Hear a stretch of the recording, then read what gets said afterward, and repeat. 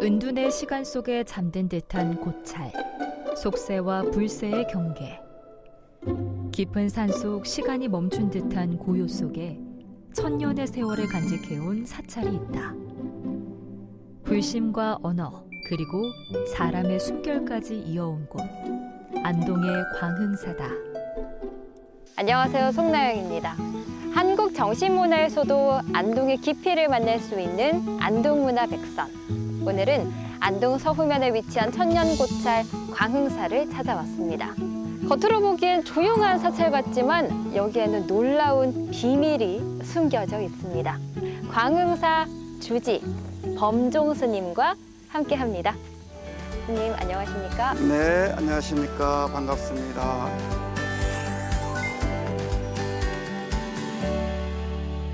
이 사찰이 겉으로 보기에는 아무 근심 없이 정말 사유할 수 있는 조용한 사찰 같은데 안동문화백선 앞머리에 있단 말이죠. 네. 특별한 이유가 있을까요? 여기는 이제 한글하고 아주 깊은 인연이 있는 사찰인데요. 네. 그 이제 1827년도 중수기를 보면 470칸에 700여 칸이라고 이렇게 기록이 돼 있고 영남이라면서는 가장 큰 절이었다.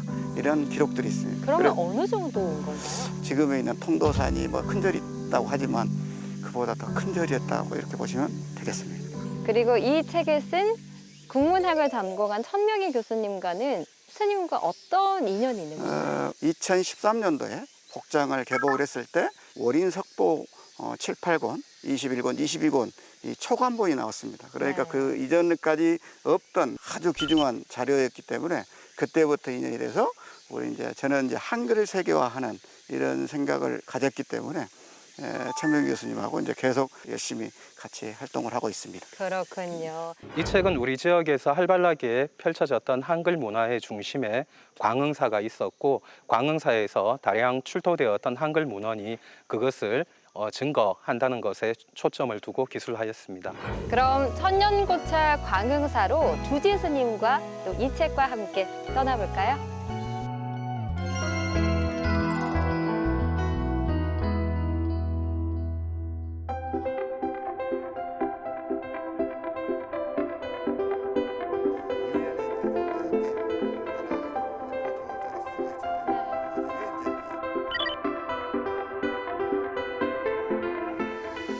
스님, 이곳은 어떤 공간인가요? 여기는 이제 명부전이라고 현판 이렇게 되어 있는데요. 이제 지장전이라고 얘기도 하는 이제 이런 공간입니다. 그래서 2013년도에 다양의 보물들이 나왔던 서지들이 나왔던 공간입니다. 그렇군요. 그런데 2013년 광흥사 복작물 조사에서 초기 한글 자료로 월인 청강지곡과 석보 상절을 묶은 월인 석보가 무더기로 나오면서 한글 반포와 보급 과정에서 광흥사의 역할에 이목이 쏠렸습니다. 사실 광흥사의 역사를 알려면 이곳이 품은 유물을 보면 될 것 같은데 이곳에는 어떤 한글과 관련된 유물들이 있나요? 1829년도 중수기를 이렇게 보면 왕이 하사된 물건만 따로 모시는 이런 그 어필각기에 보면 세종이 직접 썼던 법화경 친서와 영조대왕 병풍 16폭짜리 이 족자도 있었고 어필, 어시 다양하게 있었다. 이런 기록들이 있고 2013년도에 이렇게 복장을 개복했을 때 월인석보, 영가선종집, 한글 편집글 해서 18박스가 이렇게 나옵니다. 그래서 지금에 있는 이제 불교 중앙박물관에 지금 이운해 놓은 이런 상태입니다. 그렇군요. 15세기 중엽의 한글 연구 및 한자음 연구에 중요한 자료를 제공하고 있다는 점에서 가치 있는 문화유산이라고 할 수 있습니다. 월인석보는 불교의 가르침을 백성의 언어인 훈민정음으로 옮긴 최초의 대장경이다. 유학의 고장에서도 불교와 한글의 뿌리를 함께 지켜온 것으로 세종과 세조 두 왕의 마음이 하나가 되어 만든 불서다. 그리고 또 하나 선종의 깨달음을 담은 고승들의 노래 선종 영가집. 광흥사에는 그 중에서도 조선의 훈민정음으로 펴낸 귀한 판본이 남아있다. 한문을 넘어 백성에게 닿고자 했던 스님들의 자비심. 그 한글은 곧 시대를 초월한 공감의 언어다. 이 월인석보에 나타나는 특히 한자음에 있어서는 초성과 중성과 종성을 반드시 표기하는 이러한 표기법을 썼었는데요. 받침의 소리가 없는 경우에 있어서도 이형이라고 하는 어떤 문자를 거기에 갖다 놓음으로 인해서 소리의 완성을 보이려고 했던 그런 표기적 의도가 여기에 담겨 있다고 볼 수 있습니다. 그리고 이곳에 보관된 한글 편지본이 굉장히 희귀한 거라고 하더라고요. 네. 한글 편지글 중에는 은사 스님한테 썼던 편지 중에 유일본이기도 합니다. 그리고 편지글 중에 안동의 사랑 얘기했던 그 원희 엄마하고 간 동시대 때 편지글이기도 합니다. 신민 스님은 어떤 분이신가요? 신민 스님은 이제 화승이라고 그래서 불화를 그리고 이런 이제 스님이신데 제자가 스승한테 쓰는 이 편지글이 바로 이제 그 편지글입니다.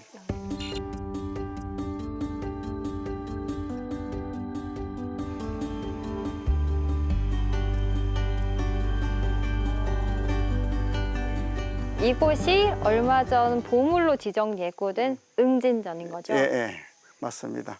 지금 이제 예고돼 있는데 보물 지정서도 이제 아마 올 겁니다. 그래서 지금 있는 응진전 하면 이제 부처님 제자들이 모셔져 있는, 그래서 봉정사에 보면 그 영산전하고 가람 배치가 똑같다고 보시면 돼요. 그 다음에 화재로 소실되니까 영산함이라는 남자를 이렇게 이제 쓸 수가 없으니까 밑에는 광흥사로 여기 이제 이렇게 쓰게 된 배경이 여기 있습니다. 응진전이 얼마나 오래된 건가요? 이제 올해가 지금 이제 의상스님 탄신 1400주년입니다. 네. 그래서 의상스님이 창건했던 이런 절이어서 약 1400년 정도 된 거라고 보시면 되겠습니다. 조선시대 간경도감의 지방 분소가 안동에 있었다는 얘기가 있던데요. 일단 간경도감이 뭐고 또 이 광흥사와는 어떤 관련이 있는 건가요? 간경도가 하면 세조 때 한글을 보급하는 인쇄의 본 고장이라고 보시면 됩니다. 한양에 하나 있었고 개성에 있었고 진주, 남원, 상주, 안동분소가 있었다, 이런 이제 기록들이 있습니다. 간경도감이라고 하면 일반인들은 생소한 용어인데요. 국가가 인정해주는 인쇄소라고 보시면 됩니다. 문자를 안다는 것은 하나의 권력이었기 때문에 일반 평민들이 그걸 할 수 있는 것도 아니고, 조선 때 같은 경우는 문자를 아는 것은 20-30%뿐이 몰라요. 그래서 이 한글은 그때부터 민주주의를 실현하는 분이 바로 저는 세종대왕이다. 왜 그러냐? 백성을 사랑하는 그 마음에서. 그래서 세종께서는 가장 문제가 되는 게 뭐냐? 법적인 소송이 됐을 때가 문제인 거예요. 글을 모르기 때문에 서민들이. 네. 그래서 국가의 권력을 내려놓는 분이 최초 어떻게 보면 세종대왕이다. 난 이렇게 보고 있습니다. 그러면 광흥사와 간경도감의 그 어떤 관련이 있는 거죠? 역사적인 자료로는 구체적인 것은 없습니다. 그러나 광흥사에서 인쇄된 책이 지금까지 가장 많이 남아있는 게 국립도서관이라든가 대학가라든지 이런 한글에 대한 자료들, 이게 이제 가장 많이 남아있는 것을 봤을 때 광흥사가 분소였다라는 것을 알 수 있고, 학조스님이라는 스님이 있습니다.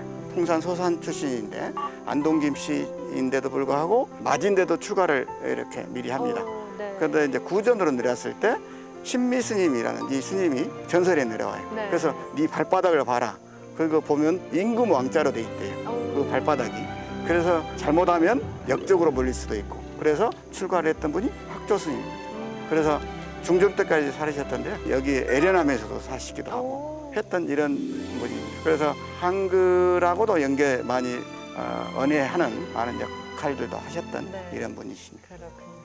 신미 대사라는 분이 성녀 대표로 초빙이 되어서 집필을 했습니다. 그래서 그분이 이제 안동 광흥사하고 직접적인 인연도 있고, 그분의 제자가 또 학조 대사입니다. 해발 882m의 학가산은 안동에서도 가장 높은 산으로 동서로 길게 늘어지며 마루금을 이룬다. 안동의 진산으로 학이 날아가는 형상을 닮았다 하여 붙여진 이름의 산. 이곳 남쪽 기슭에 애련함이 있다.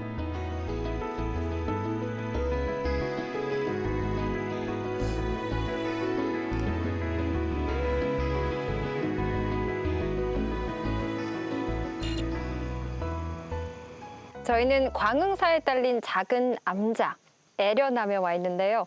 이름이 참 예쁜 것 같아요. 광흥사의 9암자 중에 나머지 이제 8개는 다 소실되고 지금은 이제 에레남이라고 있는데요. 사랑의 자, 연꽃 연자. 연꽃은 바로 불교의 상징적인 꽃이기도 하고 진흙탕 속에서도 연꽃을 피우는 것처럼 바로 우리의 사바세계 번뇌망사 더러운 이런 곳에서도 아름답게 꽃을 피우라는 의미에서 에레남이지 않을까 이런 생각이 듭니다. 정말 아름다운 곳 에련암입니다. 이 한글은 누구나 이롭고 쉽게 읽고 쓸 수 있도록 백성을 위해 창제한 세종대왕의 마음이 담겨 있다면 광흥사에는 애민의 정신을 실천한 공간이다 이런 정신이 깃든 것 같아요.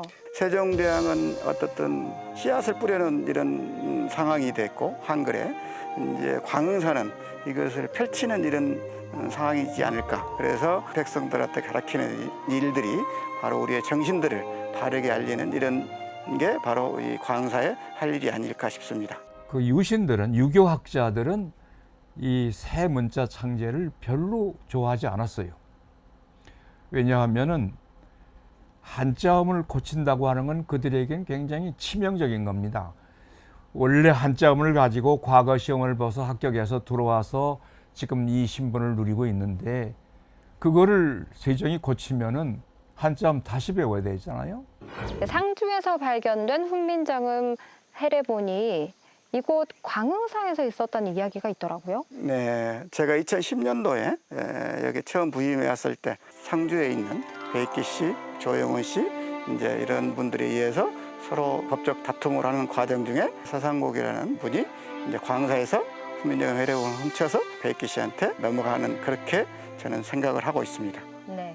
그리고 해례본 간송본의 출발점이 광흥사였다 이렇게 봐도 될까요? 네, 저는 이제 그렇게 보고 있습니다. 왜 그러냐면 제가 이제 생각했을 때는 광흥사가 이제 간경도감이 있었던 이런 곳이기도 하고 인쇄의 본고장이기도 했기 때문에 안동에서 계속 해례본도 나오고 월인 석보도 나오고 언해본들이 많이 나왔던 이런 것을 보면 광흥사에서 해례본도 나오고 언해본도 나왔다고 이렇게 저는 확신을 하고 있습니다. 네.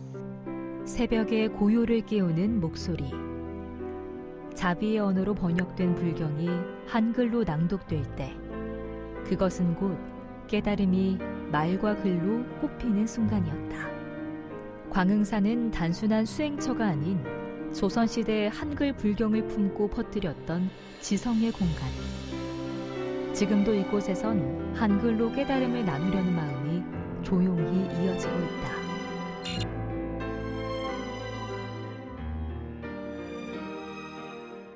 광흥사는 이제 월인 석보 초간본이 나왔었던 것이고 석보상절과 월인 청강지 합본에서 만드는 게 바로 월인 석보입니다. 이게 바로 이제 2013년도에 복장 개보에서 나왔던 초간본들이 나오게 된 거거든요.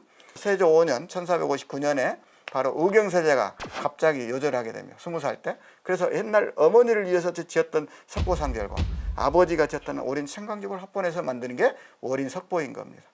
だから単なる翻訳ではなくてそこには非常に創作が入っていてお釈迦様の物語を中心にしてで仏教の教義についてもかなり詳しいで分かりやすいといえば分かりやすい教えを受けた高麗のお坊さんたちの教えを受けた偉いお坊さんたちが仏教の教義を韓国語で説明していくんですね。だからそういうのが僕はすごく魅力だと思ってますけれども 소원왕후 극락왕생을 위해서 석보상제를 만들게 되고 그 다음에 이제 그 내용을 보고 감동해서 만든 게 바로 월인 청강지고요. 그러니까 진리를 깨닫는 건 누구나 다 깨달음을 얻으라는 의미에서 월인 청강지국을 짓게 됐습니다. 세종이 그 부처님의 공덕을 찬양하면서 이름을 월인 청강지곡이라 한 거예요. 부처의 공덕이 온천에 가득하구나. 그런데 그걸 조금 바꿔 얘기하면 이 월인 청강지곡은 소원왕후 자기의 부인의 죽은 그 왕비의 천도가로 지은 거라고. 그 왕비가 살았을 때에는 그 공덕이 세상에 가득했고 죽으니까 공허함이 옹궁거려 가득하다. 세존의 월인 청강지곡これはやっぱりすごいすごいと思いますね。セジョンテワンの気持ちとしては、宮廷で楽器を交えて朗読して踊りを入れてっていう、で、俺たちの言葉を俺たちの文字で表現できるっていう、その喜びが国民というかみんなにも広めたいっていう、そういう思いですね。オリンチョンガンチ国はセジョン大王が残したものは全部ハングルなんですね。それで小さく漢字が書いてある。オリン速報の中のものは漢字を大きく書いて、その漢字の下に小さくハングルで書いてある。セジョンは漢字なしで全部ハングルで書こうと思ったんじゃないかと思うんです。で、それができるんですね。ハングルっていうのは不思議なことに。 스님도 한글과 깊은 인연이 있는 광흥사에 담긴 정신을 읽기 위해 한글 관련 사업을 많이 하신다고 들었거든요. 어떤 사업을 하고 계신가요? 저는 이제 훈민 정신 세계화 연구회라는 조직도 지금 현재 진행 중에 있고요. 네. 우리 한글을 세계화하는 것도 중요하지만 우리의 정신도 같이 알리는 일에 앞장서고 있는 중입니다. 스님 뒤에 있는 이 그림이라고 해야 네. 할까요? 이건 네. 어떤 건가요? 제가 이제 창안에는 타이포그래픽이라고 해도 되고 가는데, 해례본 이게 이제 1940년도 이용준 선생에 의해서 세상에 나오게 됩니다. 이게 이제 광산김씨 금구당에서 나오게 되는데요. 한글을 알리는 어떤 이런 일들을 이제 제가 고민을 하는 이유 중에 하나는 뭐냐면, 대부분 한글을 기역, 니은, 디귿, 리을, 가나다라 모아서 이렇게 배우잖아요. 근데 그렇게 배우니까 어렵다는 거죠. 그래서 어린 아이 때부터 우리의 철학과 사상을 알릴 수 있는 이 훈민정음대로 우리가 공부를 하자는 거죠. 우리 말은 이때 우리의 글이 없었던 이 시대, 한자 문화권에서만 존재했던 우리의 소리 글자가 이제 바로 여기에서 나오는데, 설자, 디귿, 서름이, 탄자, 나자, 번자, 뭐 보자, 표자 이렇게 해서 문자로 배우지 말고 그림으로 배우는 거예요. 그림으로 보이는 시각적인 효과가 좋기 때문에 바로 터득하세요. 이 한 권의 내용을 바로 그림으로 표현하는 거예요. 어허. 음양 오행으로 돼 있다 이렇게 돼 있어요. 해례본에. 자, 기역은 목구멍이 막아진 모양, 니은은 이천장, 시옷은 남이빨, 미음은 입술, 이응은 목구멍 이렇게 해서 만들어진다 이렇게 되었습니다. 극크는 어금니 소리, 느드르트는 혓소리, 스드트는 입소리, 무프는 입술소리, 흐는 목구멍 주먹소리. 그래서 자, 그러면 따라서 해봐요. 느드르트 해봐요. 느드르트. 혀가 막 움직이죠. 혓소리. 네. 스즈츠 해봐요. 스즈츠. 이 사이로 발음 나죠. 이 소리. 그러니까 어금니 야자, 혀설자, 이치자, 입수순자, 목구멍자, 아설, 치순, 후 이렇게 돼 있어요. 이게 우리의 입안의 구조를 가지고 만들어낸 게 자음인 거예요. 몸은 어떻게 만들어내냐? 자연의 원리를 가지고. 하늘은 둥글다, 땅은 평평하다, 사람은 서 있다, 천지인으로 되어 있습니다. 그러니까 자연의 원리와 우리 입안의 구조를 가지고 합성되어 있는 게 모음과 자음이 모여서 바로 우리 한글이 탄생하는 거예요. 자음 17자, 모음 11자를 가지고 11,172가지를 표기를 할 수 있어요. 영어는 약 500가지 정도. 뭐 일본어는 300가지. 그러면 감성까지 다 쓸 수 있는 게 우리의 문자예요. 세계 어떤 소리든지 다 쓸 수 있는 게 우리의 문자다. 그래서 그 위대성을 알리기 위해서 저는 이 훈민정음도를 결론적으로는 훈민, 가르칠 훈 백성민, 말씀 언변의 센텐짜리 백성들한테 가르치는 일이 정음, 바른 생각과 철학을 바르게 전달해주는 훈민 정음이기도 하고 이렇습니다. 그렇군요. 네. 조용한 산사, 그러나 뜨거운 정신이 흐르는 곳. 한글의 흔적, 조선의 숨결, 수행의 마음이 겹겹이 쌓여 있는 곳. 광흥사는 단순한 가람이 아니라 우리 문화의 살아있는 목소리다. 세종대왕이 백성을 위해 창제한 우리의 문자 한글, 안동의 천년고찰에서 꽃피워낸 정신, 오늘 광흥사에서 많은 것들을 얻어갑니다. 스님, 광흥사가 앞으로 시민들과 만나가려면 어떻게 해야 할까요? 이제 가장 가까이 갈 수 있는 일들을 좀 고민을 좀 많이 해야 되는데요. 아까 제가 이제 훈민정음도 설명했던 이런 것들도 홍보를 좀 많이 해야 되고, 어린 아이들한테는 훈민정음도 그리기 대회, 그래서 한글을 빨리 터득할 수 있는 로고 게임이라든지 이런 것들을 하면 좋겠다 이런 생각을 가지고 있습니다. 각자장을 불러서 각을 한다든지 우리 서각이라든지 이런 것들도, 그리고 인쇄하는 이 과정에 이런 것들도 교육할 수 있는 이런 게 있으면 한글과도 연결시키면서 때로는 또 스포츠도 같이 겸비하면 좋겠다. 한글을 맞춰서 그런 대회도 하면 훈민정 음도도 알리고 이렇게 할 수 있는 이런 계기가 되지 않을까 싶습니다.